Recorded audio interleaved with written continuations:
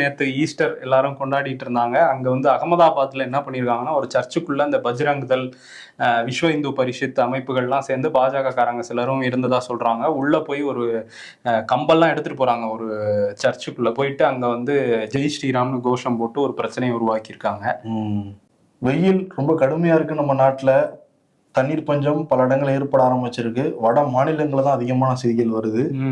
மகாராஷ்டிரா மாநிலம் நாசிக்ல போரிச்சுவாடிங்கிற ஒரு கிராமம் இருக்கு. அந்த கிராமத்துல உயிரை பணைய வச்சு பெண்கள்லாம் கிணத்துக்குள்ள இறங்கி தண்ணீர் வந்து எடுத்துக்கிட்டு இருக்கிறாங்க. அந்த அளவுக்கு தண்ணீர் பஞ்சம் வந்து வட மாநிலங்கள்ல, குறிப்பா மகாராஷ்டிரா மாநிலம் போன்ற இடங்கள்லாம் ஏற்பட்டுக்கிட்டு இருக்கு.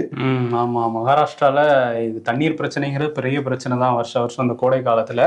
ஆனா அதெல்லாம் விட்டுட்டு நாங்க 3வது மொழியை திணிப்போம், மதத்தை வச்சு அரசியல் பண்ணுவோம் தான் அங்க உள்ள அரசியல்வாதிகளுக்கான மக்கள் பணிகள் செய்யற வேலை எவ்வளவோ இருக்கு. ஆனா அதை விட்டு மதத்தை மட்டும் தான் ஃபோக்கஸ் பண்றாங்கிறதான் எதிர்கட்சியோட குற்றச்சாட்டு, மக்களுடைய குற்றச்சாட்டுமே அதே தான்.